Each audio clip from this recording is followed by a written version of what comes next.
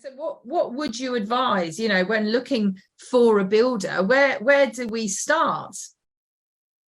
So I think the most important thing about looking for a builder is you are looking for a builder, but that one builder that's going to do your project is going to come from a big list.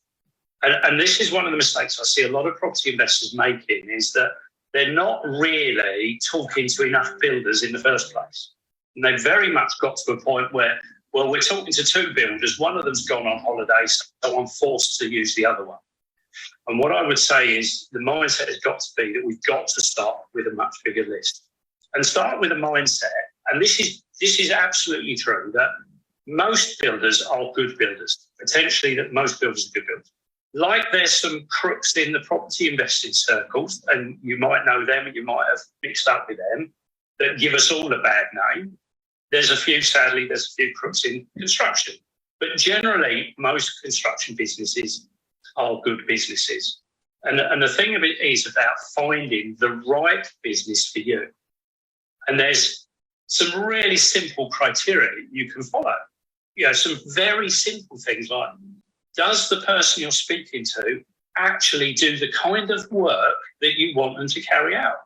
If you're refurbishing a property and they predominantly do new build houses, they're potentially not the right builder. They're not a bad builder, they're just not the right builder for you for this project. And that gets flipped on its head. If they predominantly do refurbishments, they probably can't build new build houses. And then where do they work? Do they generally work in the area where you're asking them to work?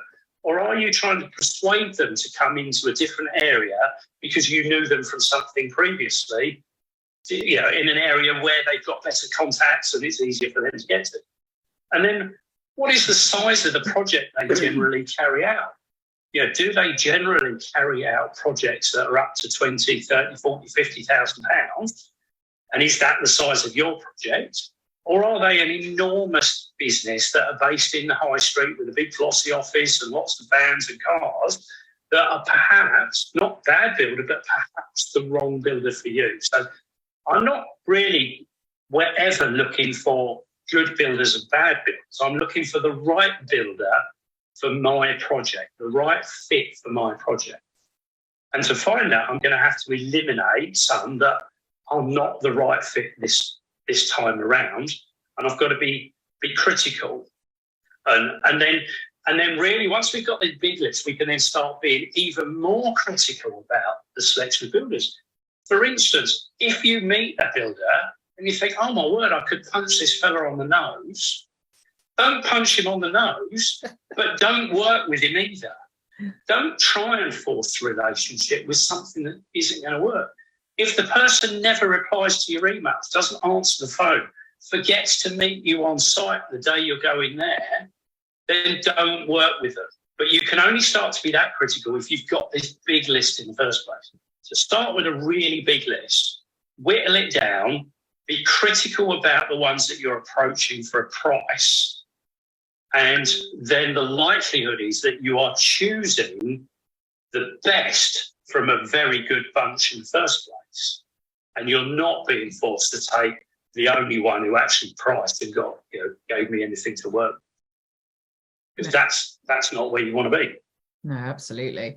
And then as far as kind of, finding them, I'm just kind of thinking like I'm a member of the BNI. So I feel really fortunate. And that was one of, in fact, years ago now, but that was one of the reasons why I joined the BNI, because I literally thought I have no idea what makes a good builder, a bad builder, all of the things that you've just mentioned. So I thought, well, at least going through something like that, it would give me an opportunity to at least be able to speak to other people that had used them, all of those kind of things. But I suppose also you have like things like Nextdoor now, don't you? I suppose you have I looked out for a new painter decorator in our group the other day, and I actually put out a post in my local area on Facebook saying, can anyone recommend a great painter and decorator? And it was fantastic, loads of people going back. So I presume, is that kind of the way that you'd find them? And what do you believe is kind of a good number to aim for as far as the number of builders you want on your list? Yeah, okay. So BNI, let's start with BNI because you mentioned BNI. I've never been a member of BNI, but if there is a downside to looking to builders on BNI is you're in one chapter and they only have one builder. So I think you've got to get involved with other chapters. Yeah, so you can have. So what I tend to do is I just tend to ask a number of chapters, their builder, to come and do a quote, and that's absolutely. So so it is about knowing more than one, and of course there's other networking events out there as well. I used to do a lot of networking on For Networking. I don't know how prolific they are any longer. Perhaps a little negative to networking is you go to the average property investors network, it's quite rare to find builders at those. So don't set out thinking, I'm going to come away from a property networking event with a long list. You're not. You might meet one, maybe two. So I don't tend to rely on networking so much for finding builders. I think other places you definitely can. Recommendations, and that's effectively what you've done by putting a post out on Facebook. Who knows a painter and decorator? And in reality, you'll get lots of recommendations. You'll get recommendations from people that have worked with a painter and decorator and had a brilliant result. But you'll also have recommendations from the painter's mum and their friends and anyone else who thinks they might want some work and has actually got no knowledge of their quality. So wherever you get these names from, they become part of your long list and they become part of the process to do some due diligence on and to whittle it down. And the more due diligence you do, the better contractors you're going to get. But bear in mind also that with the smaller the project, the less due diligence you need to take up, really, to some extent. So I tend to continually have a list of potential contractors. For instance, another really good way of finding a contractor is if I've got a new project starting and I'm walking around the streets and I see a sign-written van or I see a sign on a gate of a builder that's working there, I'll take the details. Just take a photo of the van or whatever with a phone number and email on it, and they'll go on my list. Now, I might then go and do some research, and there might be something in that research that means it's not right. It means that, actually, they specialise in bathroom fittings. Well, that's not what I need. They're good for bathroom fittings. They're not what I need here. Or that they specialise in extensions or whatever. So you've got a continually evolving list. I would say don't start from today. So, right, I've got a building project starting in a few weeks' time. I need to get a long list. Be continually looking at growing your list, adding builders on, taking them off, doing some research, listening out. When you go to a networking event and someone says, I had a bit of a nightmare with a builder, well, find out who they were. Maybe there's someone to take off your list. So keep it as something that's continually evolving. And if you're buying a property now, if you're going through the conveyance stage now of a property you're buying, start building that list now and start being critical and start doing some research.